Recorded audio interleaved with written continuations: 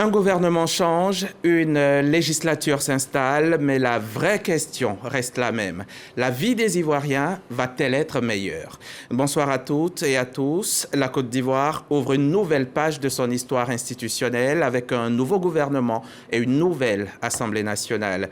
Continuité à la primature, nouveau visage à des postes stratégiques, rééquilibrage politique, promesse d'efficacité et d'inclusion, mais au-delà des nominations, quel chantier prioritaire pour bâtir une grande Côte d'Ivoire utile au quotidien des populations?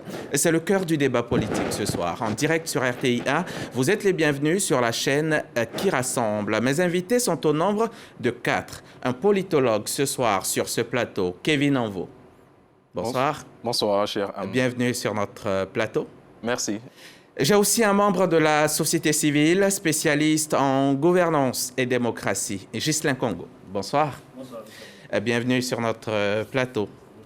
Et puis un autre, Ghislain Koulibaly, spécialiste celui-là pour des questions du genre. Il est sociologue.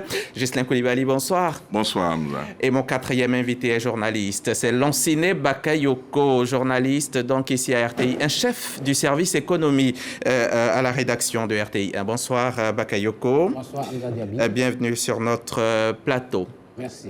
Vous pourrez aussi leur poser des questions, chers téléspectateurs. Et pour cela, il faudra juste scanner le code QR qui va s'afficher au bas de votre écran. Moi, je tiens la tablette pour recueillir ici toutes vos questions et les leur transmettre.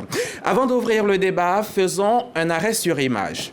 Route, environnement, transition numérique, gouvernance, emploi, sécurité, le nouveau gouvernement affiche des priorités claires pour le moment sur le papier et qu'il va falloir mettre en œuvre. À quel réaménagement avons-nous assisté au sein du gouvernement et quels sont réellement les axes stratégiques annoncés et attendus pour cette nouvelle phase? Élément de réponse tout de suite dans ce récit de David Soyo. La Côte d'Ivoire entame une nouvelle phase de sa vie institutionnelle avec la mise en place d'une nouvelle législature et la formation d'un nouveau gouvernement. À la primature, Robert Begré-Mombé est reconduit, confirmant la volonté du chef de l'État de privilégier la continuité et l'efficacité de l'action gouvernementale. Changement notable en revanche à l'Assemblée nationale. Jérôme Patrick Achi succède à Adama Bitogo, président de l'institution depuis juin 2020, marquant ainsi un nouveau cycle parlementaire. Dans le gouvernement Mambé 2, plusieurs cadres de l'équipe sortante conservent leur portefeuille dans un souci de consolidation des acquis et de poursuite des grands chantiers en cours. Fait marquant de ce remaniement, le renforcement du pouvoir de Téné Birahima Ouattara. Ministre de la Défense, il est désormais nommé vice-premier ministre, une première sous la gouvernance du président Alassane Ouattara. Sur le plan de la représentativité féminine, Niali Kaba fait son entrée au rang de ministre d'État en qualité de ministre des Affaires étrangères et de la coopération internationale, aux côtés d'Anne Désiré Ouloto Lamizana, ministre d'État, ministre de la fonction publique et de la modernisation de l'administration. Toutefois, le pourcentage global de femmes au sein du gouvernement reste inchangé. Le remaniement enregistre l'arrivée de 5 nouveaux membres, dont 3 ministres et 2 ministres délégués. Ancien directeur général du port autonome d'Abidjan, Yensi Yakouba prend la tête du ministère des Infrastructures et de l'Entretien routier. Abou Bamba, coordonnateur de l'Abidjan Legacy Programme, est nommé ministre de l'Environnement et de la Transition écologique. Djibril Ouattara, ex-dirigeant du secteur de la téléphonie, devient ministre de la Transition numérique et de l'Innovation technologique. Au rang des ministres délégués, le maire de Grand Bassam, Jean-Louis Moulot, est chargé de l'enseignement technique, tandis que Benakini Komwe, coordonnateur du PDCE2V, hérite du portefeuille de production vivrière. 4 ministres quittent le gouvernement, dont Kobenan Kwasi Adjoumani, Laurent Tchagba et Bouaké Fofana, aussitôt appelés à la présidence de la République comme conseillers spéciaux. Enfin, Emmanuel Kofi Aoutou est reconduit au cabinet du vice-président, tandis que Ibrahim Cissé Bakongo et Augustin Aboulaye Thiam Oufoué conservent leurs fonctions de ministre-gouverneur. À travers cette nouvelle configuration, ministres et députés réaffirment leur alignement sur la vision du chef de l'État. Accélérer les réformes, consolider les acquis et améliorer durablement le quotidien des populations pour une Côte d'Ivoire plus inclusive et résolument tournée vers l'avenir. Nouveau gouvernement, nouvelle législature. Kevin, en vous, on n'est clairement pas face à une rupture politique, hein, mais plutôt face à une continuité assumée. Continuité politique, vous l'avez dit, Hamza Diaby. Nous avions déjà reçu le signal dès la semaine précédente qui marquait le décret qui reconduisait le Premier ministre Begré Mambé. Vous avez tout de suite su ce qui allait se passer par la suite. Le signal était déjà donné que le président de la République faisait le choix d'une continuité en conservant l'ancien chef d'orchestre du gouvernement précédent. Donc, tout observateur de la vie politique recevait déjà le signal que le prochain gouvernement ne contiendrait pas trop grands changements. J'échangeais avec un de vos confrères sur l'une des chaînes consoeurs du groupe RTI, à qui je disais, si je dois faire un pronostic, je dirais que 70% des ministres antérieurs seront maintenus. C'est plus ou moins ce à quoi nous avons assisté. Sinon plus. Sinon plus. Mais ce n'est pas une continuité quand même, une continuité aussi simple. C'est une continuité tactique, puisque le jeu de chaises fait exactement à l'intérieur des remplacements tactiques dans cette nouvelle liste de gouvernement nous montre des profils affinés de technocrates qui donnent aussi un signal fort que le président de la République est résolu à pouvoir orienter ce mandat, ou du moins ce gouvernement Begré Mambé 2 vers une action de résultat pour avoir de l'efficacité de l'action gouvernementale sur les politiques publiques. Mais est-ce que cette reconduction de Robert Mambé Begré ne traduit pas justement les résultats? Ça ne traduit pas une confiance dans les résultats? Ça traduit plutôt une satisfaction, on dira. Et donc, de bons résultats qui satisfont le président de la République? Oui, assurément, puisque le président de la République lui-même, à son investiture, avait fait quelque peu le bilan de son mandat précédent pour inscrire exactement les priorités du prochain mandat.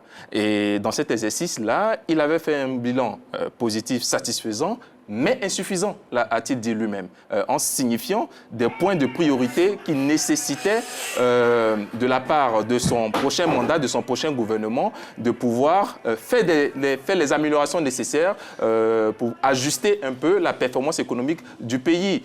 On a entre autres, assurément que nous y reviendrons, la question de la redistribution équitable de la croissance économique de la Côte d'Ivoire, l'accélération des projets d'infrastructures. On en convient que beaucoup de projets d'infrastructures qui ont été la promesse de mandats antérieurs n'ont pas connu une fin de résolution dans les deadlines.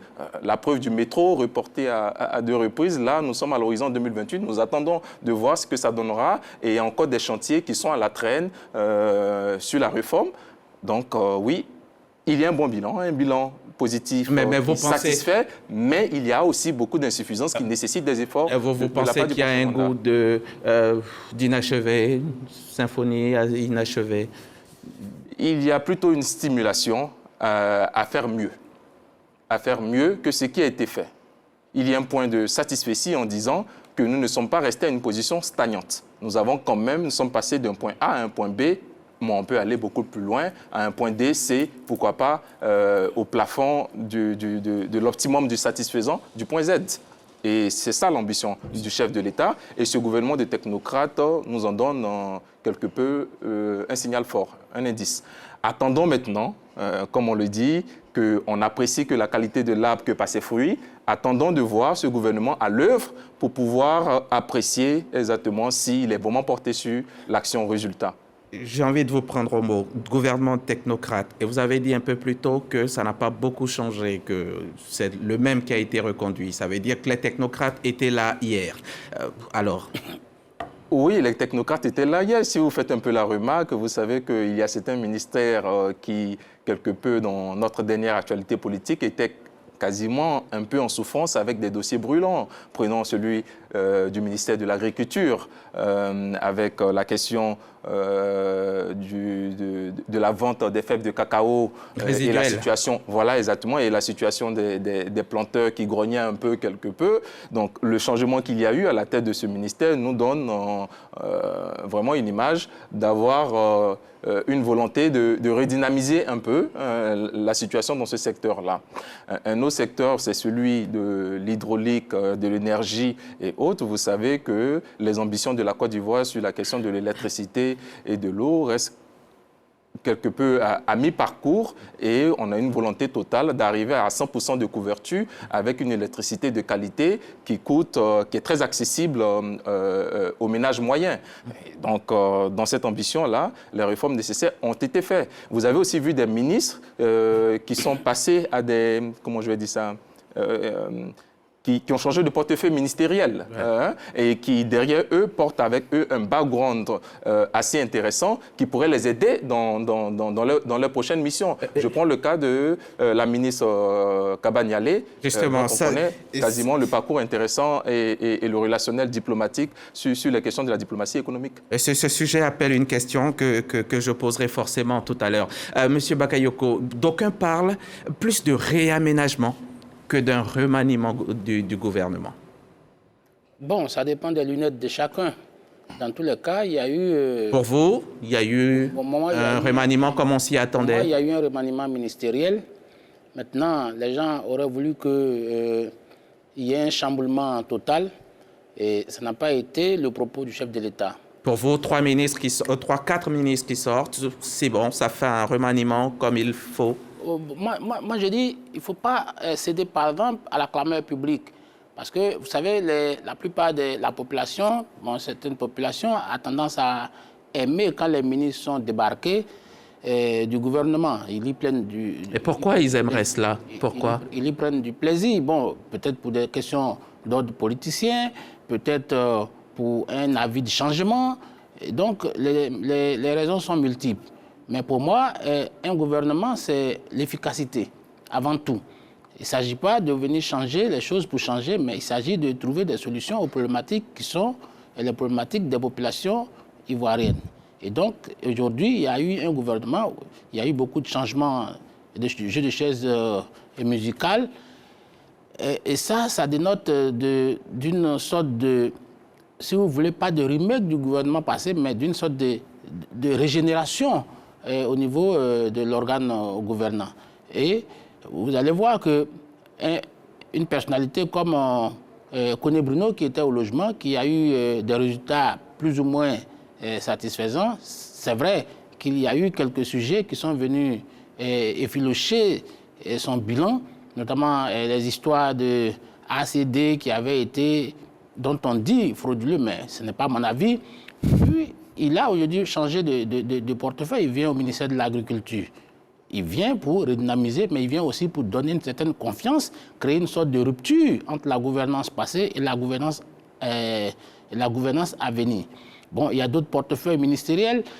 Par exemple, le ministre de l'Éducation nationale, les gens avaient une idée positive d'elle. Beaucoup disaient qu'elle avait une gestion assez transparente, assez efficace du ministère de l'Éducation nationale, Marietou. Pourquoi ça a changé? Mais parce que tout dépend du chef de l'État. C'est lui qui donne le là, c'est lui qui oriente l'action gouvernementale. Je crois qu'à un moment donné, il a estimé qu'il fallait un changement. Et puis, bon, il ne faut pas donner aussi l'impression que ce n'est pas la maison des uns et des autres. Un portefeuille ministériel, c'est appelé à changer parce que les gens ne sont pas immuables, les gens ne sont pas inamovibles.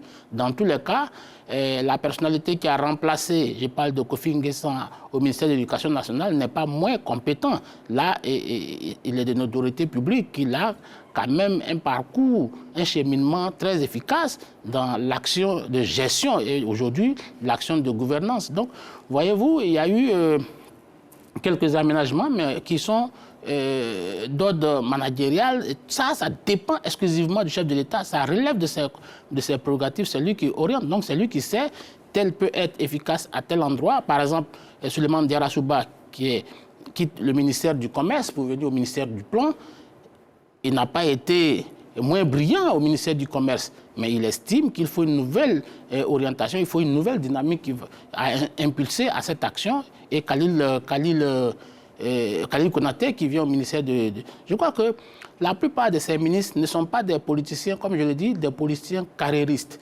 Ils sont des technocrates en général aujourd'hui. Et puis, ce n'est pas des professionnels de la politique en tant que tels. Aujourd'hui, ça veut dire que c'est des personnes qui... on peut préjuger qu'il y aura de l'efficacité. C'est vrai, il y a quelques personnes qui peuvent être problématiques dans ce gouvernement. On peut Lesquelles, par exemple? Bon, je ne ferai pas... je ne pousserai pas le pion jusque-là, mais je sais qu'il y a... S'il y en a, dites-nous. Non, je pense qu'il y a des ministères qui auraient pu avoir un changement un peu plus en profondeur pour donner une impulsion à l'action gouvernementale. Moi, je pense par exemple que les femmes méritent beaucoup mieux, notamment... selon vous, M. Bakayoko, ce réaménagement, ce remaniement, selon la lunette de chacun, est-ce que selon vous, ça répond à une logique politique ou plus à une urgence sociale? Les deux. Parce que le RHDP a quand même remporté les élections avec 89%, on va dire 90%. Ça veut dire que c'est une formation qui a été carrément plébiscitée par les Ivoiriens. Mais il y a aussi des impératifs de résultats. Il y a des impératifs de résultats. Tout à l'heure, quelqu'un a parlé d'électricité. Aujourd'hui, la puissance installée en Côte d'Ivoire est de 3019 MW. Or, nous avons pour ambition d'avoir 7128 MW à l'horizon 2030. Au regard des projets de l'État, il y a des agropoles qui sont en train d'être mis en place, il y a des industries, il y a des zones industrielles, il va falloir alimenter tout cela. Et puis, il y a des zones d'extension à faire. Je crois que le chef de l'État lui-même a perçu la nécessité de doper le ministère de l'Énergie parce qu'il en a fait une priorité. Il y a aussi la question de l'eau, la question de l'hydraulique humaine. Vous savez, la Côte d'Ivoire aujourd'hui, autour de 78% de taux de couverture. C'est beaucoup, mais ça reste quand même insuffisant au regard du potentiel en Côte d'Ivoire. Et puis, il y a d'autres domaines. La Côte d'Ivoire, je ne peux pas comprendre qu'un pays qui est complètement irrigué, qui a des zones des terres arables, aujourd'hui soit en situation d'importation, par exemple, de riz. Notre capacité, notre consommation en riz aujourd'hui est à peu près de 2 800 000 tonnes. Nous en produisons qu'1 million 400 000, ça veut dire 50%. Je crois que ça, ce n'est pas acceptable quand on sait que l'ensemble du territoire est couverte d'eau et qu'on a la capacité d'avoir une autosuffisance claire dans ce domaine. Et là, ce gouvernement de technocrates, comme Kevin l'a dit, va pouvoir répondre à tous ces besoins. En principe, ce gouvernement devait pouvoir répondre. Par exemple, pour moi, les gens parlent généralement de cherté de la vie, parce que pour moi, le premier droit de l'homme, c'est le droit de vivre. Vivre, ça veut dire avoir de la nourriture, de l'alimentation. Et donc, aujourd'hui, il y a une emphase qui est mise sur l'agriculture, notamment au niveau des cultures vivrières, où il y a quelqu'un qui hérite de ce portefeuille qui aussi une compétence avérée, en tout cas une compétence aboutie. En agriculture. En agriculture, en agriculture, mais notamment en vivrier, parce qu'il y a un ministère de l'agriculture qui est en charge aussi de la production vivrière, mais il y a aussi un ministre délégué qui est là. Cela démontre la volonté de l'exécutif d'en faire une priorité nationale. Et je pense que M. Komoé, qui vient d'être nommé ministre en charge, en tout cas délégué en charge du vivrier, qui était déjà responsable d'un programme du vivrier, pour moi, si on lui donne les moyens, en principe, il devrait pouvoir résorber ces questions. Mais la question du riz n'est pas unique. Il y a la question, parce que la Côte d'Ivoire est autosuffisante dans l'igname, la banane, mais il y a d'autres cultures, notamment le riz, parce que le riz, c'est la principale matière de consommation, la principale denrée de consommation en Côte d'Ivoire. Et ça, il faut pouvoir y mettre l'emphase. C'est ça. La nomination d'un vice-premier ministre chargé de la Défense, c'est une première, ou peut-être pas, parce que ça doit avoir existé un peu avant les indépendances. Mais est-ce qu'il faut y voir un renforcement institutionnel, M. Congo? Alors, pour nous, nous pensons que le président de la République a la vision, donc 2025-2030. Il veut une grande Côte d'Ivoire. 2026-2030, oui. 2026-2030, voilà.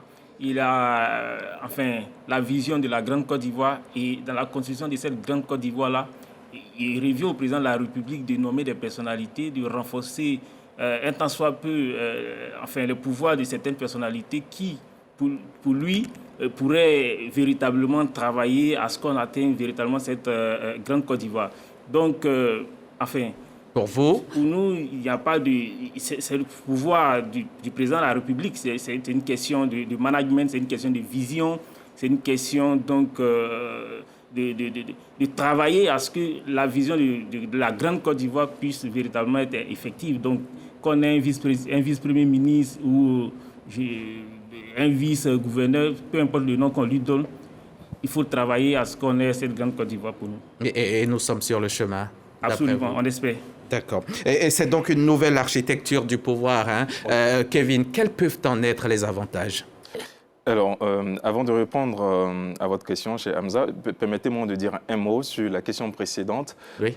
Pour ma part, l'analyse que je pourrais en faire, c'est que c'est une nomination qui répond plus à une question de stratégie politique qu'à un besoin de technicité ou d'efficacité politique immédiate. Le président de la République a fait la promesse de la transition générationnelle et de préparer la demi-douzaine de personnes à la relève. Donc rapprocher, comment on va dire ça, un vice-premier ministre à une personne, à un premier ministre dont on sait à maturité de gestion, qu'est le premier ministre Begré Mambé, serait aussi un moyen de pouvoir conduire les autres gouvernements. On l'a vu aujourd'hui, demain ça peut être une autre personne, ça peut être quelque chose d'institué politiquement, mais qui permette, par exemple, au profil qui vient en assistance au premier ministre, mais d'apprendre aussi, d'être préparé aussi à la gestion de la primature si demain il arrivait qu'un autre remaniement ministériel ou une réorientation stratégique politique conduisait à trouver une première personne pour pouvoir remplacer M. Begré Mambé. On aurait eu des personnes qui ont appris auprès de lui, qui l'ont assisté dans le service, donc qui sont très familières de la gestion transversale et en profondeur de la coordination de l'action gouvernementale. Donc c'est beaucoup plus simple et beaucoup plus facile. Alors je reviens à ma question. Quels peuvent être les avantages de cette nouvelle architecture du pouvoir? Alors, comme nous l'avions dit, ce sont pour la plupart des profils technocrates bien taillés, donc des gens qui sont très familiers au portefeuille ministériel auquel ils ont affaire, ce qui est une qualité indispensable pour pouvoir faire la gestion d'un ministère technique. Il faut savoir très bien entendu de quoi il s'agit, quels sont les problèmes existants dans le secteur dans lequel vous êtes amené à faire l'action de coordination et avoir vous-même une sorte d'expertise avérée. C'est un atout indéniable qui facilite la prise de décision parce que n'oublions pas, un ministre, c'est d'abord une action de processus de prise de décision et de coordination des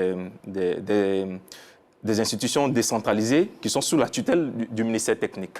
Et pour cela, les décisions vont plus vite, l'efficacité de la stratégie d'action va plus vite quand l'individu lui-même a une notion très approfondie du secteur dans lequel il se trouve. Donc, c'est une orientation stratégique qui peut avoir de l'efficacité, mais comme je vous ai dit, en apparence, c'est le goût que nous pouvons avoir, mais la qualité d'un arbre se mesure, comment je vais dire ça, à la qualité de ses fruits. Donc, attendons d'avoir les résultats. On fera comme aux États-Unis, attendons les 100 premiers jours du gouvernement Begré Mambé II et revenons en parler pour savoir si oui ou non elle a eu cet impact espéré sur le terrain. C'est cela. Ghislain Coulibaly, vous êtes sociologue, spécialiste des questions du genre. Là, je m'adresse aux sociologues. Pourquoi, à votre avis, les Ivoiriens attendaient autre chose? Pourquoi ils attendaient à un changement vraiment complet de ce gouvernement? Alors, disons que ça fait quand même 15 ans qu'on voit certains ministres, et même un peu avant.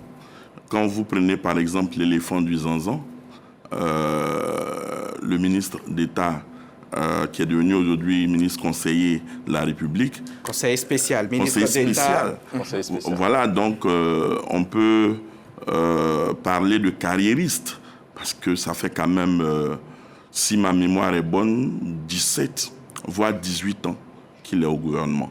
Donc je prends cet exemple juste pour montrer que à force de voir les mêmes visages, à un moment donné, les Ivoiriens peuvent demander du changement. Voilà, c'est un avis qu'ils émettent. Ça ne veut pas dire que le chef de l'État doit absolument proposer un remaniement radical. N'oublions pas qu'aucune équipe gouvernementale n'est neutre. Un gouvernement n'est pas neutre. Le gouvernement, il est influencé par le contexte dans lequel il est créé. Aujourd'hui, quand on questionne le contexte mondial, c'est un contexte qui est caractérisé par de nombreuses crises. Vous prenez par exemple la crise russo-ukrainienne, vous avez l'avènement du président Donald Trump à la tête et quand il arrive, il supprime, je vais dire, la coopération américaine, l'USAID. Donc tout cela a des répercussions en termes de mutation. L'aide au développement. Oui, l'aide au développement, ça a des répercussions au plan régional mais aussi au plan national. Vous avez la montée du terrorisme en Afrique de l'Ouest, vous avez la problématique de l'AES et donc pour nous, aucune équipe gouvernementale n'est neutre. C'est une équipe qui est influencée et c'est une équipe qui obéit à une logique, à une vision. Quand vous prenez la vision du chef de l'État, c'est de construire ou de bâtir une grande Côte d'Ivoire. Et donc, je voudrais ouvrir une parenthèse. Quand vous prenez le développement est un processus. Et c'est un processus qui a une dimension quantitative, mais également une dimension qualitative, avec pour finalité la recherche du bien-être, le mieux-être, l'amélioration des conditions de vie. Alors, la vision du chef de l'État et son équipe repose sur 5 piliers fondamentaux. Le premier pilier, c'est la grandeur économique. Et quand vous regardez les résultats que nous avons eus en 2011, quand on questionne les statistiques, en termes de PIB, on était à moins 6,6%. Et aujourd'hui, avec la projection de 2025, on se retrouve avec un taux de croissance qui oscille entre 6 et 7%, donc autour de 6,5%. Ça veut dire quoi? Qu'on a une économie résiliente, une économie robuste, une économie dynamique. Donc ceux qui ont produit ces résultats, si le chef de l'État estime que c'est une équipe gagnante, pourquoi voulez-vous qu'il la change? Vous avez, par exemple, je vais dire sur ce point, en réalité, du point de vue quantitatif, on connaît tous le chef de l'État. La grandeur de ce pays, pour lui, de prime abord, repose sur les performances macroéconomiques. Premier point. Le deuxième point, c'est la grandeur par les infrastructures. L'investissement dans les routes, dans les ponts, dans les échangeurs, dans les énergies, dans l'eau, l'assainissement, l'éducation, tous les secteurs ont bénéficié d'investissements massifs. En réalité, le chef de l'État est un adepte du pragmatisme. C'est-à-dire, il veut une Côte d'Ivoire qui est visible, une Côte d'Ivoire qui est matérielle, une Côte d'Ivoire qui, ma foi, nous permet d'avoir des résultats palpables, mesurables. D'accord. Les chiffres macroéconomiques sont importants. Vous l'avez dit, le taux de croissance, il est beau, il est joli, mais les Ivoiriens, eux, réclament une amélioration du pouvoir d'achat. Est-ce qu'on peut parler de paradoxe? Alors, vous savez, c'est pour cela que je disais que le développement est une dimension quanti et quali. Regardez, quand vous prenez toujours la vision, on a la grandeur sociale. Mais la grandeur sociale, c'est l'investissement dans les programmes sociaux. Vous avez en Côte d'Ivoire les filets sociaux, vous avez la couverture maladie universelle, vous avez la scolarisation de tous les enfants, etc. Donc, l'objectif, c'est de réduire la pauvreté. Mais si tout va bien, si tout va bien à vos entendre. Non, mais justement, lorsque vous avez la vision, c'est comment passer de la théorie à la pratique. Aujourd'hui, ce que les Ivoiriens demandent au chef de l'État et à son équipe gouvernementale, c'est faire en sorte que l'action gouvernementale s'inscrive dans la perspective de l'équité, de la recherche de l'égalité de chance. Une redistribution équitable. Une redistribution équitable, mais à tous les niveaux. Aujourd'hui, c'est vraiment l'enjeu. Quand vous prenez par exemple le taux de croissance 6,5, l'Ivoirien lambda vous demandera: est-ce que cette croissance est redistribuée équitablement? Pourquoi c'est pas fait? Pourquoi c'est pas fait? Qu'est-ce qui bloque? Alors, nous pensons que c'est d'abord un processus. Donc, on ne peut pas dire que quelque chose bloque. Vous avez un processus qui est mis en place et le processus, il est animé justement par l'équipe gouvernementale. Ils ont 5 ans pour faire un travail. Ce qu'on constate, c'est que malheureusement, si vous prenez la question par exemple de la vulnérabilité, on note une exclusion qui est multidimensionnelle et cumulative. Les personnes en situation de handicap peuvent estimer qu'ils n'ont pas été véritablement prises en compte. Voyez-vous, donc la personne en situation de handicap de façon générale, et précisément les femmes en situation de handicap, peuvent être délaissées pour compte. Or, quand vous prenez l'approche LNOB, c'est Leave no one behind, c'est-à-dire personne ne doit être laissé de côté. Donc, les Ivoiriens, c'est leur droit de réclamer beaucoup plus de justice sociale, réclamer une redistribution équitable des richesses qui sont produites et faire en sorte que les infrastructures qui ont été créées fassent l'objet d'accessibilité de façon inclusive, qu'on soit en milieu rural, qu'on soit en milieu urbain, mais attention, ne concentrons pas tout du côté d'Abidjan parce que dans la stratégie, Abidjan est la vitrine. Mais ce que nous demandons, et c'est un plaidoyer, c'est de faire en sorte que cette redistribution-là profite à tout le monde. C'est l'inclusion que nous recherchons, c'est la justice sociale que nous recherchons et nous voulons que tout le monde bénéficie des fruits de la croissance. Monsieur Congo, est-ce qu'on peut parler de priorité nationale crédible sans une lutte visible et systématique contre la corruption au sommet de l'État? Non, parce que, vous voyez, la lutte contre la corruption est une priorité même du chef de l'État. Lors de son discours en 2024, il a dit, en 2025 également, le 31 décembre, il a dit une gestion rigoureuse donc, des finances publiques, la transparence, la bonne gouvernance. Et tout. Il faut qu'il y ait véritablement une lutte contre la corruption au sommet de l'État. Il faut qu'il y ait, mais il y a déjà des structures qui existent. Le cadre juridique, la Haute Autorité pour la bonne gouvernance. Le cadre juridique et institutionnel en matière de lutte contre la corruption existe. Il y a l'ordonnance numéro 2013-660 du 20 septembre 2013 relative à la lutte contre la corruption. Il y a tellement de dispositions. Et justement, dans la Grande Côte d'Ivoire, il est important que l'arsenal juridique soit véritablement complet et que dans l'application des lois, il n'y ait pas donc une application sélective. Vous voyez, on a tous assisté ici, par exemple, des élèves qui se cotisaient, qui faisaient des cadeaux, par exemple, aux proviseurs, aux enseignants. L'ordonnance interdit cela, l'article 57 dit que tout cadeau est interdit. Mais le législateur a dit, par exemple, qu'il faille qu'il y ait un décret qui vient préciser, par exemple, le régime juridique des cadeaux. D'autant plus qu'on a un sociologue. Les cadeaux et les dons sont dans nos habitudes sociales et culturelles. Mais de 2013 à 2026, M. Hamza, ça fait 13 ans. Le décret d'application, jusqu'à présent, je n'ai pas connaissance qu'il y ait un décret d'application qui précise, par exemple, le régime juridique des cadeaux. Donc, il y a l'arsenal juridique qui existe. Il y a tellement d'institutions. Il y a la Haute Autorité pour la bonne gouvernance. Quand on prend les questions de lutte contre le blanchiment de capitaux, toute la chaîne pénale existe. Donc, de la déclaration d'opération suspecte jusqu'à la saisie, donc par la GRAC, la confiscation des biens, tout existe.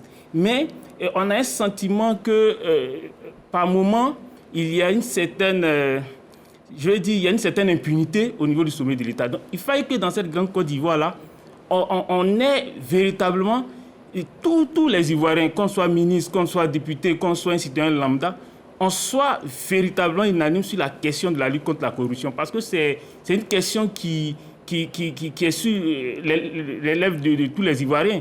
Voyez-vous. Donc, pour nous, en tant qu'acteurs de la société civile, engagés dans la promotion de la bonne gouvernance, nous demandons au chef de l'État et à tous ceux qui ont en charge de mettre en œuvre la politique, les politiques publiques en matière de lutte contre la corruption, de faire en sorte que du sommet de l'État jusqu'au bas de l'échelle, on soit tous véritablement, on soit au même niveau vis-à-vis donc de la justice. Donc c'est ça en fait qui va restaurer la confiance entre les gouvernants et les citoyens, surtout au niveau de la transparence dans la gestion des finances publiques et la redevabilité.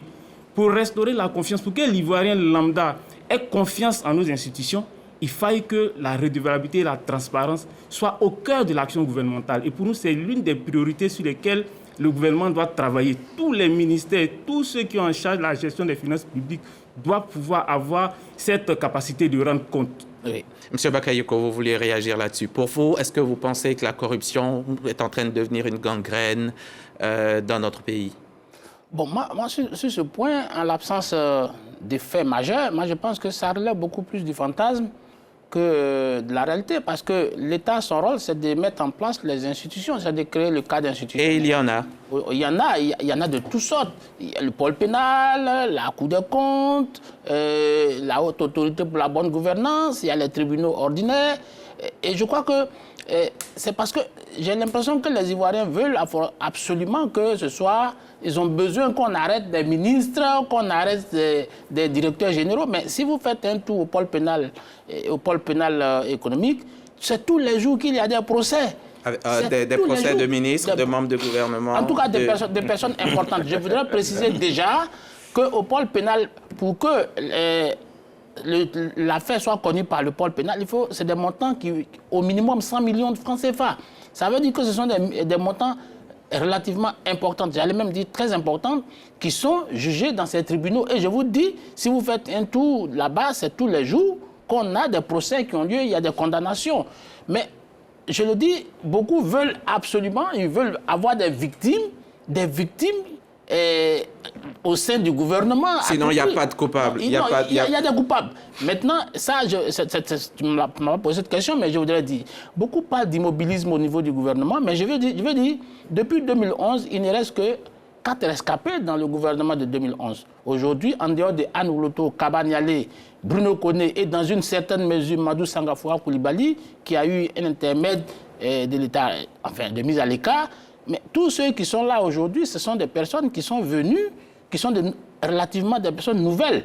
Donc je veux dire, tout ce que les gens demandent, en général, les changements, tout ça... Ça dépend de la lunette que chacun met également, non? Ça dépend non seulement du regard, mais ça donne l'impression que les Ivoiriens veulent se nourrir de la souffrance des autres. Et donc, ils veulent voir des gens, le sociologue nous le dira, ils veulent qu'il y ait des coupables absolument au sein sur la table du Conseil des ministres. J'ai une question avant que... Tant que ce n'est pas le cas, pour eux, il n'y a pas de lutte contre la corruption. Maintenant, si demain, Beurre Mambé a arrêté, on dirait oui, il y a la lutte. Si Adama Bictogo ou bien Kaba Nialé ou la présidente du Sénat est arrêté, voilà. Tant que ce n'est pas le cas, les Ivoiriens se nourrissent très certainement d'informations qui courent ça et là, les réseaux sociaux en pilule. Voici une question qui nous est posée par RK. Pourquoi un gouvernement composé d'un si grand nombre de responsables est-il nécessaire dans un contexte économique aussi fragile? Alors, je sais que quand on regarde dans le rétroviseur, le chef de l'État lui-même, dans l'une de ses déclarations, disait qu'il voulait un gouvernement avec un format de 20 ministres. D'accord. Si mes souvenirs sont bons. Là, on en est à 34. Mais aujourd'hui, on est à 34. C'est sa vision, c'est son appréciation, c'est le feeling du moment, c'est son management à lui. Il estime aujourd'hui, dans le contexte actuel, qu'avec les 34 ministres, il pourra accélérer, je vais dire, l'action gouvernementale et faire en sorte que la croissance soit redistribuée. Aujourd'hui, je vous assure que quand on regarde on a eu des gouvernements avec un peu plus étoffés quand même. Oui. Est-ce qu'à ce moment-là, la croissance était aussi bien rémunérée que vous le dites, qui pourrait être le cas avec les 34? Oui, en réalité, je pense que avec les autres gouvernements, on a même frisé les 2 chiffres en termes de croissance économique. Et aujourd'hui, je pense qu'avec un contexte qui n'est pas toujours serein, avec tout ce qu'il y a comme impact internationaux, certainement c'est sa vision à lui. Il pense qu'il peut donner satisfaction à l'ensemble des Ivoiriens. Mais seulement ce que je voudrais dire pour chuter, quand vous regardez la performance macroéconomique, c'est vrai. Quand vous regardez au niveau de la sécurité, Aujourd'hui, on a un indice de sécurité en termes d'agrégats, mais la question qu'on doit se poser, est-ce que ces agrégats prennent tous les paramètres? Parce que quand vous regardez aujourd'hui, on a un bon indice de sécurité, mais on se retrouve aussi avec des situations où on a des femmes qui se retrouvent en difficulté dans la sphère familiale. On a les cas de féminicide. Si on n'arrive pas à protéger les femmes, ça pose aussi un problème de gouvernance. Ça veut dire que le dispositif... Vous pensez que la question n'est pas suffisamment adressée? Voilà, c'est vrai qu'on a la sécurité au plan national, c'est vrai qu'on est protégé, mais il faut encore aller plus loin. C'est pour cela que je dis que les Ivoiriens sont dans leur droit de demander un peu plus. Parce qu'aujourd'hui, avec les statistiques que nous avons, de plus en plus, on enregistre des cas de féminicide, par exemple. Donc, ça pose la problématique de la sécurité à l'intérieur de nos familles. Et le paradoxe, c'est que nos cellules familiales sont considérées comme les premiers rideaux protecteurs, alors qu'on a beaucoup de violences domestiques. Or, les violences domestiques, ce sont les violences physiques, ce sont les violences psychologiques et émotionnelles, ce sont les nombreux cas de déni de ressources, d'opportunités, de services, ce sont aussi des cas de viol qu'on retrouve à l'intérieur de nos familles. Et donc, pour nous, la question sécuritaire, oui, il y a un bon indice, mais il faut relativiser toujours. C'est cela. La question de RK, vous pouvez y répondre, hein, Bakayoko. Vous êtes journaliste en économie, journaliste au service, chef même du service économie. Pourquoi un gouvernement composé d'un si grand nombre de responsables est-il nécessaire dans un contexte économique si fragile, selon vous? Non, pour moi, tout ne va pas se justifier d'un point de vue économique parce que nous sommes dans un pays, il y a des contingences politiques qui existent. Absolument. Vous voyez que même après la formation de ce gouvernement, vous avez vu qu'il y a certaines régions qui ont poussé des cris en disant...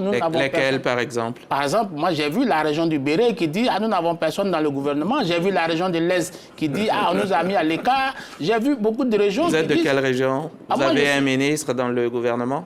Ce ne sont pas mes ministres. Ils sont, non, votre région. Vous avez des ministres? Vous ne faites pas partie de ceux qui se sont plaints? Moi, ma région, moi je suis du Bafing, je suis de Touba. Bon, on a eu un peu plus de chance, mais je crois que ça n'a pas été le cas. Mais moi, je ne les considère pas comme les ministres du Bafing, ce sont les ministres de la République. Bien entendu. Donc, il faut que cette contingence-là, il faut que les gens évaluent ça. Tout ne peut pas être économique. C'est vrai, on a des impératifs économiques, des obligations de rationaliser les dépenses de l'État, mais nous sommes dans un pays, il faut tenir compte aussi des équilibres régionaux. Et du contexte social également. Allez-y, monsieur Anvo. Oui, alors assez rapidement, je réponds sur cette question-là et je reviens rapidement sur la question de Vous avez la une corruption. minute pour toutes les deux questions. Ok, pas de souci. Alors oui, je pars dans le même sens que mes prédécesseurs qui ont apporté des éléments de réponse. On peut passer à l'autre question alors? Non. Alors, l'idée c'est de dire que oui, ça peut sembler un paradoxe parce que tous attendaient qu'il y ait une réduction du nombre de ministres à l'intérieur du gouvernement, ce qui contribuerait à réduire le train de vie de l'État, par exemple, puisque nous sommes dans des situations économiques assez difficiles. Mais comme l'a signifié tout à l'heure mon aîné Ghislain, que le contexte et l'urgence sociale nécessitent parfois que des portefeuilles ministériels soient complètement détachés pour apporter de la profondeur de réponse. Et c'est ce qui conduit souvent à avoir ce nombre-là. Souvenez-vous, dans les gouvernements antérieurs, où nous avons eu un nombre de ministres assez important, il y avait une urgence sociale qui nécessitait que des portefeuilles ministériels soient complètement détachés pour être rendus beaucoup plus autonomes, pour apporter un diagnostic précis et pointu. Donc c'est vrai que c'est un peu dommage que nous soyons passés de 32 ministres à l'ancien gouvernement à 34, mais assurément, c'est un gouvernement qui vient répondre à une certaine urgence sociale et le contexte actuel l'exige. Rapidement sur la question de la corruption, je ne suis pas totalement d'accord avec mon aîné à côté en disant on ne peut pas considérer cette question-là comme une sorte de fiction de société. Le président de la République lui-même le sait très bien, il en a connaissance et il a plus ou moins dans son discours d'investiture. J'y reviens parce que à l'intérieur de ce discours-là, il étale très bien la situation et le diagnostic total de la Côte d'Ivoire et ses prochaines priorités. Il nous a parlé, justement, c'était un message plus ou moins subtil à la classe politique, qu'il a besoin d'un personnel dans l'administration, un personnel intègre et de probité. Daou, il a dit, avec le prochain mandat, on va mettre l'accent sur le capital humain. Donc, en le disant ainsi, c'est indexer aussi la question de la corruption. N'oublions pas que la Côte d'Ivoire est actuellement à 45. Je ne dis pas que ça relève de la fiction, je dis simplement, c'est une réalité, mais il y a beaucoup de fantasmes dans la dénonciation. Et que les Ivoiriens veulent voir les gens en prison. Ils veulent voir les autorités gouvernantes en prison. J'en suis pas sûr. Ils veulent juste de l'efficacité sur... Parce que comme mon très cher Congolo l'a dit tout à l'heure, vous savez, l'arsenal normatif ne tarit pas de levier, d'instruments pour pouvoir combattre la corruption. Mais pourquoi nous n'avons pas cette efficacité du résultat? C'est un manque d'action sur les hommes qui conduisent et qui guident ces instruments. La solution, c'est quoi? Déjà, le président de la République lui-même en a fait le diagnostic. Il a posé le pilier. Il faut travailler sur le capital humain avec des hommes de ressources assez efficaces. Premier point. Deuxième point, il est clair que dans ce corps, dans cet arsenal normatif-là, il y a quelques lois ou quelques dispositions que je trouve un peu passives, qui ne vont pas au bout de leur action pour pouvoir peut-être mettre des sanctions ou des mesures assez endurcies pour donner du résultat. Je vous prends un cas d'exemple simple sur la question de la redevabilité et de la transparence de la gouvernance publique. Par exemple, il est donné aux citoyens de pouvoir quérir auprès de toute administration publique toute forme d'information dite. Si ce n'est pas le cas, si ce n'est pas fait, il existe la KIDP vers laquelle le citoyen peut faire recours pour pouvoir obtenir réponse de cette administration. Oui. Nous avons un citoyen qui a écrit à la commission électorale pour demander des comptes sur le budget dernier, qui n'avait pas obtenu de réponse, qui a saisi la KIDP, qui a fait injonction à la commission électorale de répondre. Ce dernier, jusqu'à présent, n'a pas obtenu. Quelles sont les ressources et les leviers que la KIDP a, par exemple, pour forcer la main à la commission électorale de répondre? Donc, on peut prendre des cas de situation comme ça pour dire, oui, le cadre normatif, il est riche, il est bon. À certains endroits, certaines lois restent un peu passives, ou du moins ne vont pas jusqu'au bout de leur action pour donner de la force à ces institutions qui existent. Et puis aussi, il faut travailler sur le capital humain. C'est ça. Et le président avait également évoqué la question de la lutte contre le blanchiment. Le blanchiment d'argent. Absolument. N'oublions pas que la Côte d'Ivoire était sur la liste du GAFI. Est-ce qu'on est sorti de cette liste? Non. Donc, je pense que c'est un indicateur patent pour dire que le blanchiment est encore une réalité. Et sortant du fantasme, il faut que le gouvernement fasse son travail lorsqu'il y a un Qui est dans le fantasme ici, les citoyens ou le gouvernement? Oui, les citoyens, puisque quand on n'a pas de preuves, il faut éviter de toujours indexer les uns et les autres. Est-ce que pour corriger cela, est-ce que pour répondre à tout cela, une évaluation publique de nos ministres en fonction ne serait pas une once de réponse? Non, mais il y a des évaluations qui sont faites. Publiques. Non, les évaluations ne peuvent pas être publiques parce qu'il y a des institutions qui sont en place, qui sont chargées de réguler la gestion administrative et financière des ministères et des directions. Donc elle ne peut pas être publique. Par exemple, la Cour des comptes fait chaque année, dresse un rapport. Maintenant, ce que moi je peux peut-être reprocher à la Cour des comptes, c'est que ces rapports sont souvent trop rétro. C'est-à-dire que j'aurais voulu que pour la gestion de 2025, que déjà au premier trimestre de 2026, qu'on ait déjà les résultats, mais parfois... M. Bakayoko, il y a beaucoup d'enquêtes. Il y a beaucoup d'enquêtes, justement, on comprend l'impatience. Vous avez dit vous-même qu'il y a beaucoup de fantasmes et que les Ivoiriens, ils veulent voir les gens emprisonnés. Ceux qui sont chargés de faire des enquêtes, il faut qu'ils les fassent aussi. Je ne parle pas d'enquête, je ne parle pas d'enquête policière.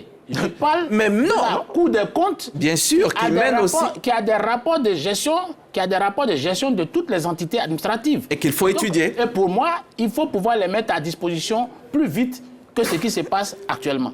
Vous qui êtes spécialiste question du genre, là je parle à Ghislain Coulibaly, ce spécialiste-là, on note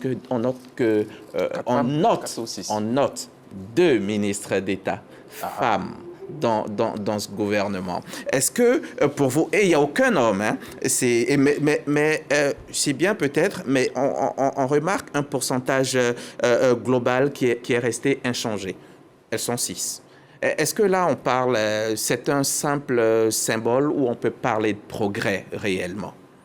Alors, à 2 niveaux. Vous savez, quand on fait les analyses en matière de genre, on a un outil sur la représentativité, hommes et femmes. Et effectivement, quand on regarde, on sent tout de suite le déséquilibre avec les 6 femmes. Mais ici, au-delà des chiffres, il faut aussi questionner la dimension qualitative. Parce que lorsqu'on se retrouve avec 2 ministres d'État, donc qui sont des femmes, c'est vrai que de façon numérique ou arithmétique, il n'y a pas eu de gain, mais de façon qualitative, nous pensons qu'il y a eu des avantages. Avec les ministères d'État. Oui, avec les ministères d'État. Donc, cette plus-value qualitative, elle est à saluer. C'est suffisant. Et pour nous, si vous demandez maintenant, moi, mon avis, oui, allez-y. Vous savez tous que dans ce pays, je suis pour une parité parfaite au sein du gouvernement. Et ça aussi, ça pose la question, est-ce qu'il faut aller chercher les femmes pour leur dire obligatoirement, soyez candidates aux élections législatives? Non, ici on parle de nomination. On n'est pas vous parlez que du gouvernement. Du gouvernement, c'est une question de volonté politique. D'accord. Aujourd'hui, on a un chef d'État qui a lancé le 27 novembre 2017, je veux dire le mouvement Lui pour Elle, c'est un Iforchi, le chef de l'État. Et le chef de l'État, sous son magistère, vraiment, il a créé justement l'écosystème qu'il faut, le cadre réglementaire, législatif, le cadre politique, stratégique, institutionnel pour faire avancer le principe de l'égalité hommes-femmes. Aujourd'hui, ce qu'on attend du chef de l'État, c'est la volonté politique au niveau des nominations. Les femmes en Côte d'Ivoire sont compétentes, mais on invisibilise leur leadership féminin. Non seulement ça, aujourd'hui en Côte d'Ivoire, le pouvoir, vous m'excuserez de le dire, il est masculinisé. Le pouvoir est masculinisé parce que quand vous questionnez les sphères de prise de décision, les instances locales, les femmes brillent par leur absence. Là, c'est pas la faute au gouvernement. Mais justement, il faut que les communautés changent aussi de mentalité, changent de comportement. En obligeant les femmes à se porter candidates. Libérons le plein potentiel des femmes. Mais c'est aux femmes de libérer, non, leur plein potentiel. Les femmes ne peuvent de pas se présenter déjà et puis de se faire élire. Non, attention, il faut comprendre le contexte sociologique. Aujourd'hui, nous avons des institutions patriarcales. La première institution patriarcale, c'est la cellule familiale. Et le processus de socialisation invisibilise le rôle productif des femmes. Et les visibilise dans le rôle communautaire, donc les tâches ménagères. Donc, et là, il y a un complexe et elles se renferment et elles n'y vont pas. Mais justement, si elles ont été socialisées à être des cadettes sociales, ne pas être dans les sphères de prise de décision, il faut qu'on prenne conscience de ce que ces normes sociales-là vont finalement tétaniser ces femmes. Qu'est-ce qu'il faut faire à ce niveau-là? Ce que nous souhaitons, il faut institutionnaliser la masculinité positive. Faire en sorte que dans notre processus de socialisation, on aille vers l'équilibre des tâches ménagères. Et ça aussi, c'est important parce que c'est un obstacle à l'autonomisation des femmes. Exemple pratique? Mais exemple pratique, vous avez monsieur et madame qui vont au boulot parce que la donne a changé. Nos femmes aujourd'hui, elles travaillent. Quand on revient, celui qui vient le premier, il peut chauffer la nourriture. On n'est pas obligé d'attendre. Il ne faut pas chauffer et si ce n'est pas encore fait. Si ce n'est pas encore fait, que tu sais préparer, mais tu prépares. Et si tu ne sais pas le faire? Si tu ne sais pas le faire, c'est que vous créez un dispositif où on peut faire la nourriture, le mettre dans le frigo et on peut l'utiliser. Mais il y a possibilité, M. Coulibaly, que l'un des deux fasse toujours en sorte de venir en retard pour que l'autre fasse la cuisine, n'est-ce pas? On va les éduquer. On va les éduquer.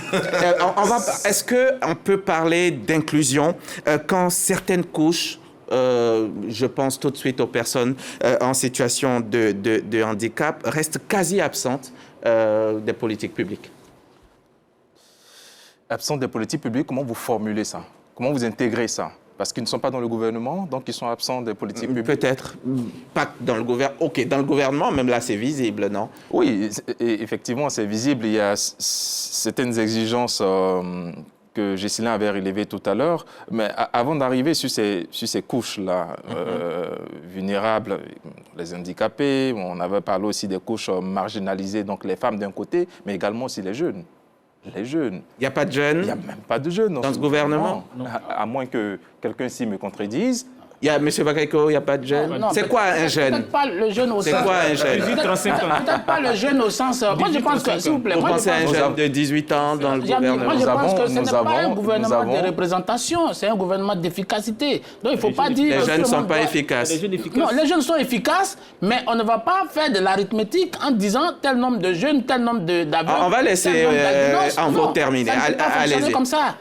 Allez-y, Envo. Donc, je le disais, pourquoi c'est important à l'échelle, vous le disiez, hein, que c'est flagrant de voir qu'on a peut-être, même si c'est à minorité, mais on a une couche importante de personnes handicapées. Pourquoi, d'une façon ou d'une autre, ceux-ci ne soient pas représentés à la plus haute échelle, notamment dans le processus décisionnel? On aurait pu avoir l'un d'entre eux dans un cabinet ou en tout cas visible dans le processus décisionnel, même s'il n'est pas ministre, ou avoir un secrétaire ministre délégué ou de ce type-là en charge. Pareil aussi pour la question des jeunes dont je parlais. Alors, pourquoi c'est important? Il ne s'agit pas peut-être de faire un calcul arithmétique et puis donner une forme de représentation. Dès l'instant où on sait que cette couche marginale ou marginalisée a un besoin important, et d'ailleurs les questions d'urgence sociale que nous relevons le plus souvent sont adressées aux jeunes, aux femmes qui représentent, comment je vais dire ça, une marge importante de la population. C'est bien dommage qu'on ait la structure principale décisionnelle qui fait l'action pour pouvoir répondre à leurs besoins. À l'intérieur de cette structure principale décisionnelle-là, ils sont absents. On ne saurait adresser des réponses à ces couches marginalisées-là et puis les garder totalement absents de ce processus-là. Vous parliez tout à l'heure d'assemblées décisionnelle élue, telle que l'Assemblée nationale, là-bas encore, moins de 1% de jeunes. On peut déplorer un peu tous ces aspects-là. Je vais dire la même chose. Aussi... Il faut, autant j'ai demandé à Ghislain Coulibaly d'accepter que les femmes elles-mêmes se portent candidates afin d'être élues, autant je vais dire, mais les jeunes, si ils veulent être au Parlement, ce n'est pas une question de nomination, il faut aller au front. Oui, il faut aller au front, ils le feront assurément, mais il faut assainir aussi notre environnement politique. Quand vous avez une pratique politique qui limite, donne la part belle à ceux qui ont le plus de moyens,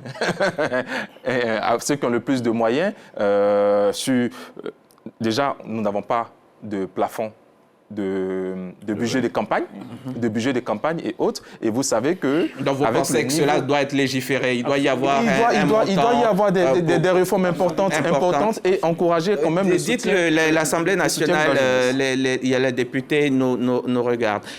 Monsieur Congo, en termes d'insertion des jeunes, la question du chômage en Côte d'Ivoire, est-ce que vous pensez que ce gouvernement, ce nouveau gouvernement aura une stratégie ou alors on va recycler les mêmes dispositifs? Alors, je pense que je crois en 2022 ou 2023, il y a eu la loi de réorientation de la jeunesse. Et la jeunesse est plus de 70% de la population. Et vous voyez que c'est cette frange de la population qui est plus touchée par la pauvreté, par la précarité. Et donc, elle est très vulnérable. Donc, et donc manipulable. On a un gouvernement aujourd'hui de Côte d'Ivoire. Et dans cette grande Côte d'Ivoire, il faut véritablement la question de la jeunesse. Par exemple, on parlait tout à l'heure de moins de 1% de jeunes à l'Assemblée nationale. Et il a bien signifié. On a un environnement politique qui est dominé par des aînés, par des élites économiques. Et pour qu'un jeune soit à l'Assemblée nationale, il faut qu'il débouche de l'argent, alors qu'il est plus touché par la pauvreté. La politique demande des moyens. Tant qu'il n'y a pas la création de conditions favorables à l'insertion des jeunes, à leur développement économique... Dites-nous un peu plus, les conditions favorables, vous pensez à quoi exactement? Créer des conditions, non seulement au niveau de la formation, donc adéquation, formation, emploi. Donc il faille que les politiques publiques en matière de jeunesse soient pilotées par les jeunes, soient véritablement, je vais dire, construites par les jeunes. Parce que ce qui est fait pour moi sans moi est fait contre moi. Donc pour nous, c'est l'essentiel en fait. Il faut que véritablement les jeunes soient au cœur donc, des politiques publiques en matière de jeunesse. Et la question du développement du capital humain, dont le chef de l'État parle, c'est là qu'il y a le véritable challenge. Il faille qu'il y ait beaucoup de moyens en termes d'éducation, de formation Et surtout au niveau de la formation professionnelle, au niveau de l'agriculture, il faut doter les jeunes de moyens conséquents afin que la terre leur permette véritablement de se réaliser. Parce que tant que les jeunes ne vont pas se réaliser, tout ce qu'on va bâtir, on dira qu'on a eu l'année de la jeunesse. Mais ça n'a pas clairement réglé le problème de la jeunesse. Donc il faut encore les états généraux de la jeunesse pour encore définir véritablement dans la Grande Côte d'Ivoire comment est-ce qu'on fait pour que les jeunes véritablement s'affirment, s'affichent et puis imposent leurs idées et idéologies. D'accord. Merci beaucoup. Pendant qu'on y est, on parle de Parlement. Avec une nouvelle législature, est-ce qu'on peut espérer un Parlement plus audacieux, capable de contrôler l'action du gouvernement? Monsieur Anvo.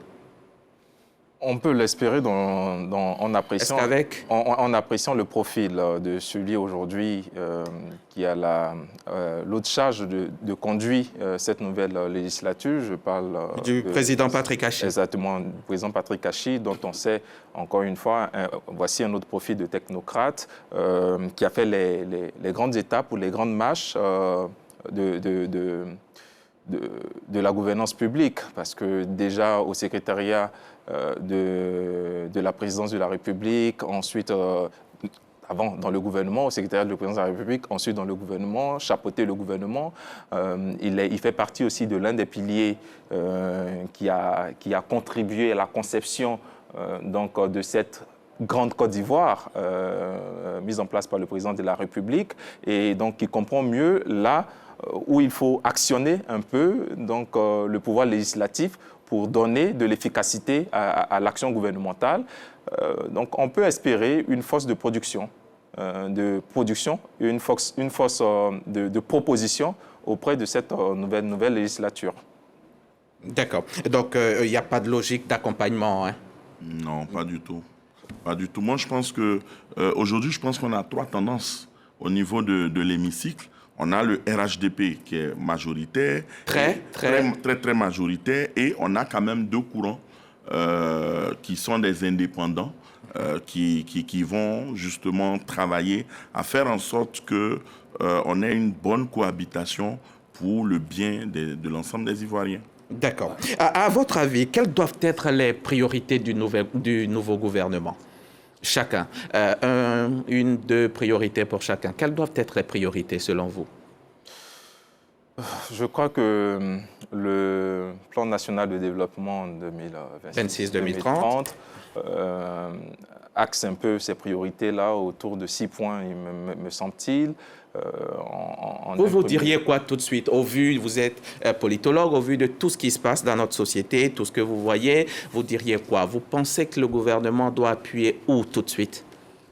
Premier élément, la transformation structurelle de notre économie pour pouvoir d'abord, rendre un peu plus autonome notre secteur agricole, parce que nous avons des objectifs visés, autonomie alimentaire, transformation du cacao pour pouvoir augmenter la production et puis développer un peu l'autonomie de nos agriculteurs et autres. Ensuite, deuxième point essentiel pour moi, c'est sur la question de l'employabilité des jeunes mentionnés par Congo Gisela.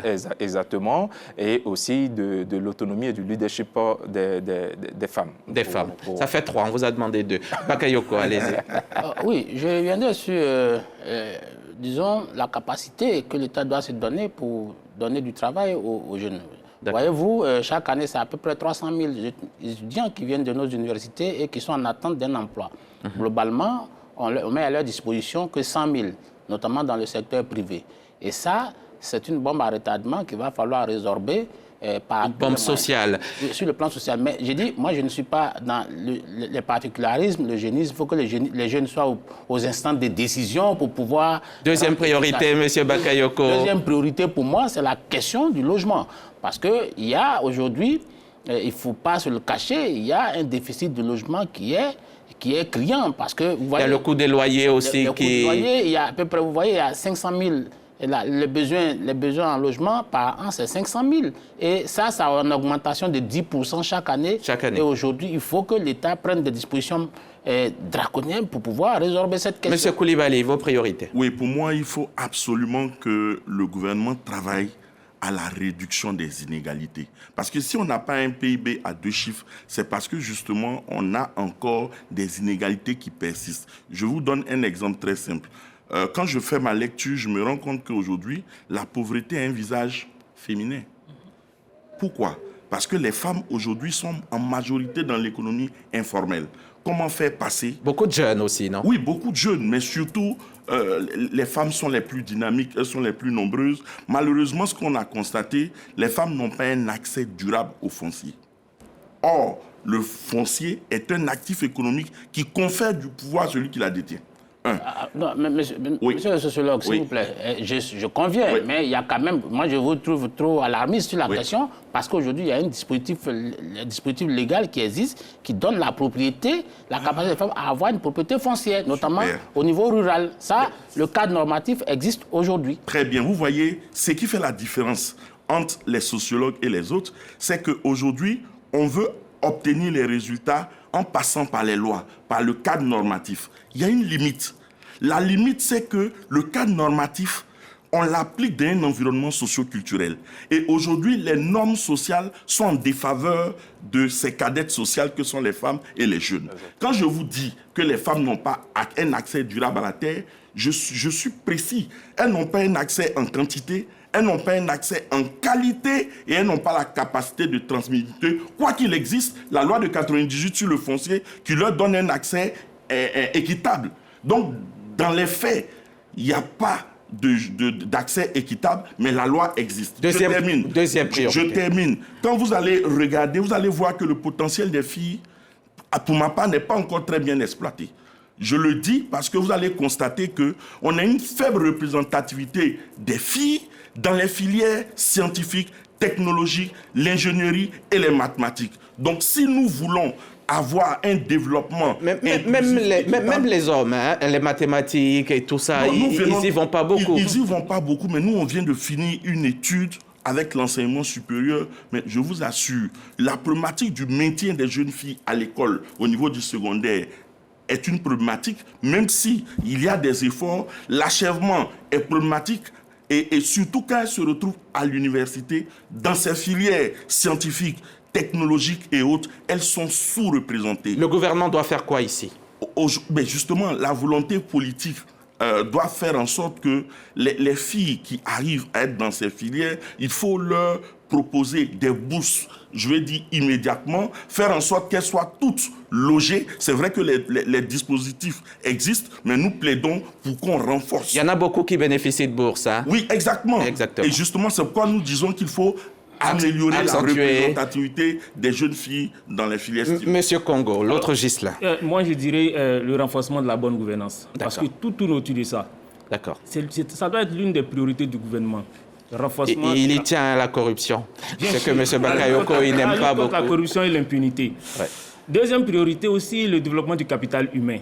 D'accord. Il faut que ça soit l'une des priorités, de sorte qu'on ait une génération qui arrive avec des qualités, des capacités, pour pouvoir véritablement... Parce que la Grande Côte d'Ivoire, il faut avoir des femmes de qualité et des hommes de qualité. Et cela passe par le développement du capital humain. Je vous ai écouté, on va écouter les autres. Gouverner, ce n'est pas seulement décider, c'est aussi écouter, comme Gabin, qui est avec nous en ce moment même. C'est aussi écouter, transporteurs, personnes en situation de handicap, acteurs de la société civile. Qu'attendent concrètement les Ivoiriens du nouveau gouvernement et de la nouvelle législature? Ils ont la parole dans ce micro-trottoir réalisé par Siaka Kone. Première séquence donc avec les responsables de fêtières. Nous l'avons dit partout où nous sommes passés qu'il faut que l'État consacre 0,01% du budget, en tout cas pour toute la corporation. Nous le disons parce qu'il ne peut y avoir de société forte, de démocratie forte sans des journalistes responsables, sans des journalistes vraiment professionnels. On ne peut pas être responsable, encore moins professionnel, si véritablement on ploie sous le poids des contingences existentielles. Les journalistes aujourd'hui ne sont pas payés, même s'ils sont payés, ils ne sont pas payés souvent. La plupart du temps, ils ne sont pas payés à la convention. Et nous pensons que en véritablement consacrant ces 0,01% à toute la presse, et surtout en faisant de cela véritablement, comme on le dit, une subvention plus ou moins subséquente, à l'instar des pays où il y a un guichet unique qui est créé, nous pensons que cela sera plus efficace pour la corporation, sera plus efficace pour les entreprises de presse. Nous, en tant qu'organisation des travailleurs, nous voulons que, effectivement, le marché de l'emploi du travail soit un marché dynamique. Et pour que ce marché soit dynamique, il faut que les investisseurs, qu'ils soient nationaux, qu'ils soient internationaux, aient l'assurance que c'est un pays stable, un pays qui, après l'investissement, peut effectivement générer du profit. Et donc, pour ce faire, nous ne pouvons que souhaiter la continuation et la consolidation du dialogue social amorcé depuis 2017. De même pour le secteur public. Il faut noter que les négociations ont commencé, particulièrement sur des questions importantes. La prime qui doit être allouée à l'ensemble des fonctionnaires agents de l'État qui ont jusqu'à cette date pas de prime. Et donc ces emplois sans prime, nous y travaillons d'arrache-pied et nous pensons que cette négociation va continuer et va permettre un aboutissement heureux pour les fonctionnaires agents de l'État. De même, il y a des questions essentielles. L'harmonisation des grilles indiciaires et aussi des questions thématiques comme l'indice référentiel de base et aussi des questions que pour nous, nous devons aborder, ce sont des questions spécifiques. Et je pense que nous allons approcher les membres du gouvernement dans cette dynamique. Nous, au niveau du secteur du transport, nous avons la question de la formation des conducteurs et des chefs d'entreprise de transport. La question de la remise en puissance du renouvellement du parc automobile. La question de la construction des infrastructures telles que la gare routière internationale d'Abidjan et les gares routières au niveau des chefs-lieux et les chefs de département au niveau donc de l'intérieur du pays. Nous avons aussi le souci d'avoir ce qu'on appelle la poursuite, la construction des infrastructures routières telles que les routes, les autoroutes. Mais nous nous réjouissons vraiment du plan d'action du président de la République qui nous rassure à ce niveau que tout sera fait pour que nous continuions d'avoir en Côte d'Ivoire des routes de qualité. Et on va retourner dans les rues d'Abidjan encore quelques petites minutes. Cette fois, nos reporters ont tendu leur micro aux populations, aux citoyens lambda. Nous sommes dans le domaine de l'environnement et de la salubrité. Et nous, déjà en tant qu'ONG, nous remarquons que nous sommes un peu délaissés. Donc nous demandons au nouveau gouvernement, à la nouvelle législature, de s'y pencher sur le cas des ONG, afin que les prises en charge, pourquoi pas, bien entendu, les subventions, pour pouvoir nous aider à pouvoir mieux assouplir nos tâches pour le bien-être de nos concitoyens. Parce que la salubrité est un problème énorme. Nous sommes toujours au quotidien dans les villes, dans les rues d'Abidjan, de la Côte d'Ivoire, pour sensibiliser, communiquer avec les résidents, communiquer avec les citoyens, afin de maintenir nos lieux propres. On attend en tant qu'étudiants qu'il y ait vraiment des lois pour l'épanouissement des étudiants que nous sommes par rapport à l'augmentation du nombre de boursiers. Il serait important aussi d'augmenter aussi le montant par niveau. Je pense que ça avait déjà été préparé. Je pense que c'est le moment aussi d'appliquer cela aussi également.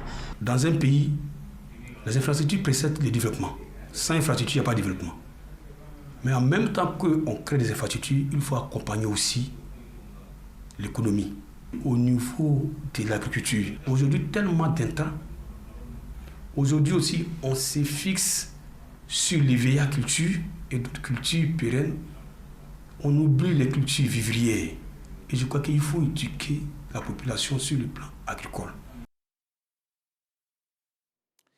Ce que vous venez d'entendre, ce sont des attentes, des besoins basiques. Travailler, se déplacer, vivre dignement. Est-ce à dire que l'État peine à répondre à ces urgences? Alors, on peut dire que l'État crée le cadre. Il y a une volonté, mais il y a encore des gaps. Il faut le reconnaître, il y a encore des gaps. quand vous prenez par exemple le sous-emploi, le chômage de la jeunesse, mais c'est une réalité. Cela ne veut pas dire que l'État n'a pas fait d'efforts. Il y a eu des dispositifs, des mécanismes qui ont été mis en place. Malheureusement, vous connaissez notre démographie. On est à plus de 75% de jeunes. Vous pensez que c'est le nombre de jeunes qui pose problème? On n'a pas encore... Les jeunes, eux, pensent que l'efficacité des dispositifs peut aussi être un souci. Non, c'est possible. Oui. C'est possible. Je pense que ça peut aller dans les deux sens. Mais nous pensons que les mécanismes sont mis en place. Il faut également que les jeunes soient informés, et c'est ce qui se fait. Il faut qu'ils aillent vers les dispositifs, les mécanismes qui sont mis en place. Mais ce que je peux dire, c'est qu'aujourd'hui, la fonction publique ne peut pas embaucher tout le monde. C'est une réalité, les jeunes doivent l'entendre. Le secteur privé ne peut pas non plus embaucher tout le monde. Il faut une bonne dose de créativité, d'innovation, et je pense que l'entrepreneuriat est un levier pertinent aussi d'autonomisation de la jeunesse.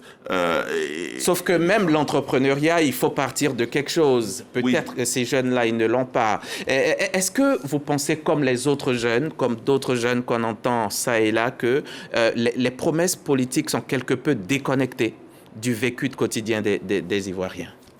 Je ne dirais pas que c'est déconnecté, mais je voulais réagir rapidement. Vous savez, c'est vrai, la fonction publique ne peut pas absorber tous les jeunes. Le secteur privé, mais également tout le monde ne peut pas devenir entrepreneur. Donc ça aussi, il faut qu'on ait ça à l'idée. Ça fait une équation Ça fait une équation difficile à résoudre. Et pour moi, c'est de permettre aux jeunes qui ont des idées, qui veulent vraiment créer, qui ont des idées innovantes, leur donner les moyens, non seulement de la formation jusqu'à la structuration, à la maturation de leur entreprise, pour que ces derniers-là puissent embaucher d'autres jeunes. Donc c'est ça, on a eu la création des champions nationaux. Je pense que récemment, le gouvernement a essayé de faire des efforts. Il faut que ces efforts-là soient accentués. Parce que 75% de la population, donc le corps social est composé de jeunes. Donc pour pouvoir régler la question de la jeunesse, il est important que tous les secteurs s'impliquent. Ça ne doit pas être une affaire du ministère de la Jeunesse seulement. Ça doit être des actions transversales, interministérielles, concertées, de sorte à ce que ce problème-là soit réglé. Sinon, on va tourner en rond et dans la grande Côte d'Ivoire, on ne pourra pas régler le problème de la jeunesse. Stress économique, pression sociale, chômage, traumatisme lié aux crises passées. Est-ce que la santé mentale des Ivoiriens est devenue une urgence publique à ignorer, quelque peu ignorée? Oui, moi je pense que c'est vraiment une urgence, parce que quand vous regardez le nombre de décès qu'on a enregistrés en milieu universitaire pour des questions de santé mentale et même à l'intérieur du pays. Le suicide. Oui, le suicide, etc. Donc pour moi, c'est une problématique qui est urgente. Et quand vous regardez aujourd'hui avec le programme national de santé mentale, ça veut dire que c'est une priorité pour le gouvernement. C'est une priorité pour le gouvernement. Et aujourd'hui, je pense qu'ils sont en train de travailler à aider les travailleurs sociaux à s'approprier la problématique de la santé mentale. Vous pensez qu'aujourd'hui, la santé mentale est une politique publique structurée autant que la santé physique l'est? Je pense que c'est maintenant que le processus de structuration est en cours. Mais ce que je peux vous dire, sous le prisme sociologique, on n'a pas encore socialisé les individus à reconnaître les symptômes de la santé mentale. Quand quelqu'un a faim, il vous dit qu'il a faim. Mais quand quelqu'un a des problèmes de santé mentale, est-ce qu'il arrive lui-même à diagnostiquer? Première question. Deuxième question, est-ce que son entourage arrive aussi à diagnostiquer? Par exemple, quelqu'un qui vient toujours au travail, qui est gay, et vous constatez que le mois qui suit, quand il vient, il ne cause plus avec quelqu'un, il est recroquevillé sur lui-même, il est toujours dans son bureau, il a des envies, par exemple, d'aller à l'étage, au plus haut niveau. C'est des symptômes qu'il va falloir capter. Mais est-ce qu'on est éduqué à capter les premiers symptômes? Et attention, il y a aussi le phénomène de la stigmatisation. Lorsque quelqu'un est victime de santé mentale, la famille préfèrent le protéger pour ne pas qu'il fasse honte à la famille. Et donc, ce sont des problématiques sociologiques qu'il va falloir régler. Mais je pense que le programme national de santé mentale a ce mandat-là de travailler avec les autres ministères pour que ça soit une question transversale qui mérite traitement urgent. D'accord. J'ai quelques petites questions sur ma tablette. Monsieur Blé-Kwasi qui nous dit bonsoir à tous. Il vous salue. Merci pour le débat intéressant. Notre préoccupation est la suivante. Quelle politique concrète pour l'insertion des jeunes sans emploi? Et puis, si Benzen, lui, nous dit si une ministre ou un ministre est remplacé, ce qui veut dire qu'il n'est peut-être pas compétent à la place où il était, mais pourquoi le reconduire à un autre ministère? Ça, c'est Benzen. Et puis, Koulibaly Alassane qui nous dit qu'est-ce qui explique la non-implication des adversaires de la dernière élection présidentielle? On va commencer par cette dernière question. Bakayoko. Pour ce qui... Il a posé une question, pourquoi la mutabilité des ministres, quelqu'un qui a un portefeuille qui va à un autre portefeuille? Je pense que la fonction ministérielle, tout comme la fonction administrative, ce n'est pas une fonction de sédentarisation, je veux dire.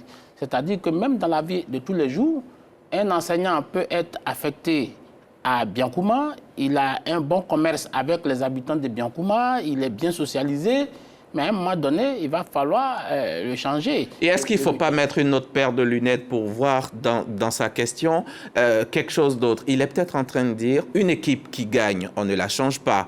Si Bakayoko est très bien à un ministère et qu'il pousse et que tout va très bien, pourquoi le sortir de ce ministère pour aller occuper le ministère de Congo? Voilà un peu ce qu'il est en train de dire. Non, moi je pense que la mobilité est une doctrine administrative. La mobilité des agents. Il faut considérer les ministres comme des agents également. Et donc, pour moi, ça ne devrait pas être un problème. Si l'efficacité peut se faire aussi bien dans tel ministère ou dans tel autre, on peut même considérer que le ministre a beaucoup travaillé dans tel secteur et qu'il y a quelques insuffisances dans tel autre secteur, il pourrait y aller et apporter le dynamisme qu'on souhaite. Donc pour moi, ça ne devrait pas être un problème majeur. D'accord. Allez-y. Oui. Il y en a eu trois. Oui, je veux dire, mais on répond à une question de tactique. Je vais aller dans le même champ lexical que vous pour emprunter un peu le vocabulaire du foot. Mais c'est comme une équipe nationale. L'entraîneur va essayer de jouer à des positionnements. Il va se rendre compte que sur le latéral, sur le côté, le latéral droit, tel joueur est performant. Mais selon l'adversité à affronter devant, il se rend compte que, selon l'adversité à affronter devant, le côté droit, le volet défensif de l'adversaire est faible. Donc, on a besoin peut-être plus de ce joueur performant qui joue des deux pieds sur le côté gauche pour pouvoir, comment on va dire ça, réussir l'action sur le défenseur qui se trouve sur ce même côté latéral-là. Donc, du coup, il y a cette redisposition tactique qui est faite, mais pouvoir produire l'efficacité donnée. Donc le fait de changer un ministre d'un ministère pour l'envoyer à un autre ne déduit pas automatiquement de son inefficacité. Peut-être qu'il a été performant, il a apporté de la vigueur à son ministère, on se dit, OK, maintenant il y a un besoin d'urgence, dans cette vitalité-là, il peut aller aussi la faire ressourcer dans les autres questions, allez-y. Alors, la politique d'insertion. Bon, sur la politique d'insertion des jeunes, on le disait tout à l'heure, il faut pouvoir résoudre le problème de l'employabilité des jeunes. Et le problème de l'employabilité des jeunes, c'est l'adéquation, formation et besoin de compétences sur le marché. Malheureusement, notre système éducatif et nos autorités politiques le reconnaissent elles-mêmes et essaient de trouver en tout cas la formule qui pourrait bien fonctionner.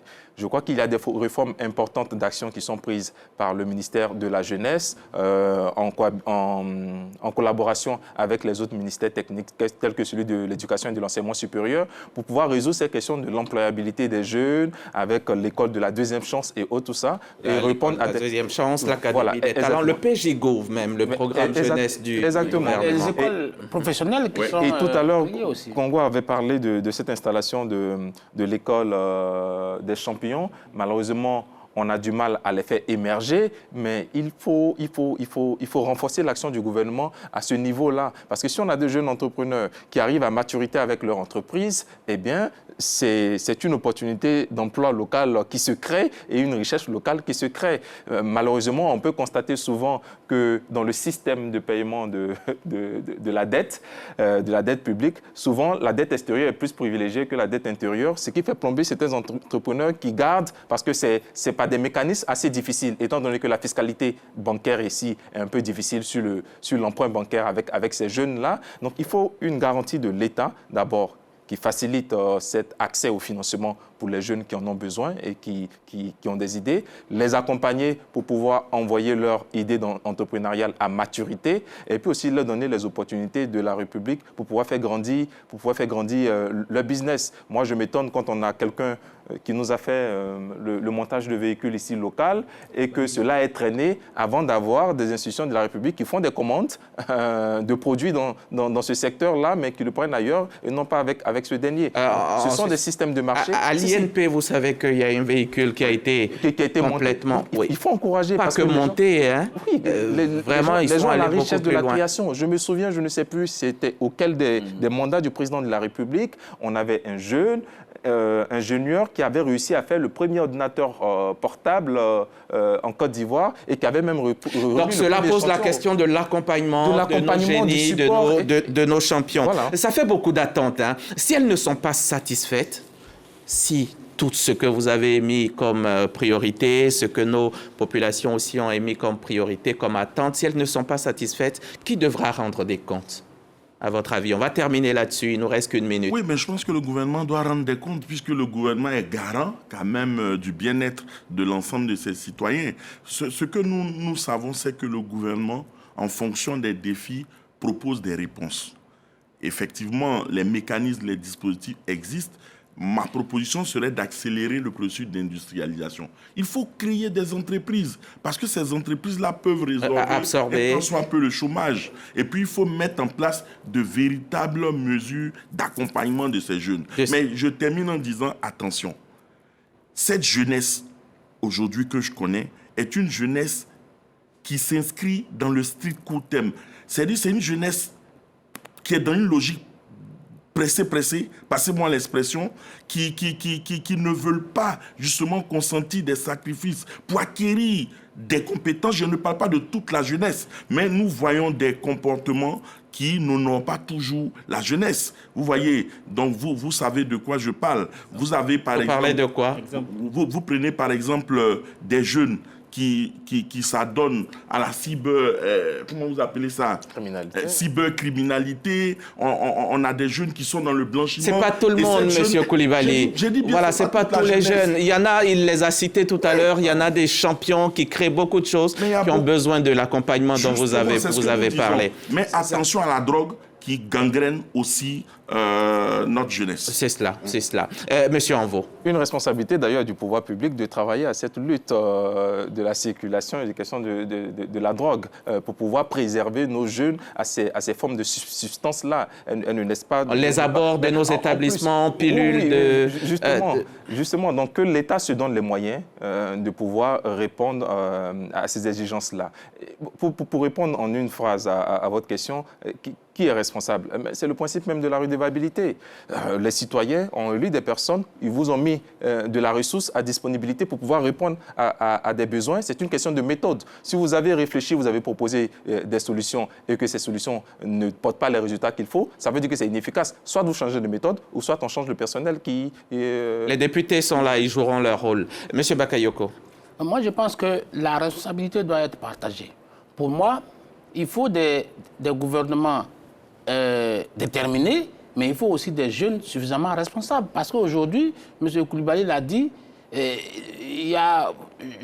moi je rencontre tous les jours des jeunes très entreprenants qui travaillent, qui ont de l'ambition et qui les assument pleinement.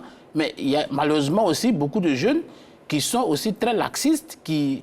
à la limite, commençons par accompagner ceux qui travaillent là. Mais beaucoup de jeunes, oui, il y a beaucoup de programmes qui sont qui sont en place, qui aident les jeunes. Mais c'est vrai, il faut en faire suffisamment, il faut le multiplier, parce que les défis sont énormes. On n'a pas de 75% de notre population qui est composée de jeunes. Donc, vraiment, il faut que ce soit une question de priorité nationale, notre jeunesse. Mais il faut effectivement aussi que notre jeunesse comprenne quel est le fer de lance et quel est l'avenir de la Côte d'Ivoire. C'est cela.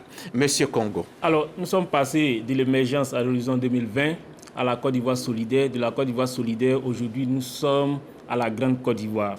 C'est ambitieux, non? C'est très ambitieux. Dans cette Grande Côte d'Ivoire, il ne doit pas avoir de laissés pour compte. Il ne doit pas avoir d'impunité. Et dans cette Grande Côte d'Ivoire, le gouvernement doit être responsable devant les citoyens. La redevabilité doit être au cœur. L'envie de rendre compte aux populations qui ont mandaté le gouvernement doit être au cœur de l'action publique. Et pour nous, il n'y a que par cette action que la confiance sera instaurée entre le gouvernement et les gouvernés. C'est cela. Il fait encore allusion à la lutte contre la corruption au sommet de l'État. Beaucoup de mécanismes existent, beaucoup de structures. La Cour des comptes. La Cour des comptes qu'on va saluer, la haute autorité pour la bonne gouvernance et toutes les autres structures qui existent, le pôle pénal et tout cela. Nouveau gouvernement, nouvelle législature, mais au fond, la Côte d'Ivoire, pour être réellement grande comme le souhaite le chef de l'État, n'attend pas des noms de ministres, de membres du gouvernement. Elle attend des résultats. Le temps politique est court, l'impatience sociale est grande, l'exigence citoyenne est de plus en plus forte. Restons donc désormais il reste à transformer les promesses en actes et les discours en impact réel. Merci de nous avoir suivis. Le débat politique, c'est chaque fois la Côte d'Ivoire face à ses responsabilités. Très bonne soirée sur la chaîne Kéras.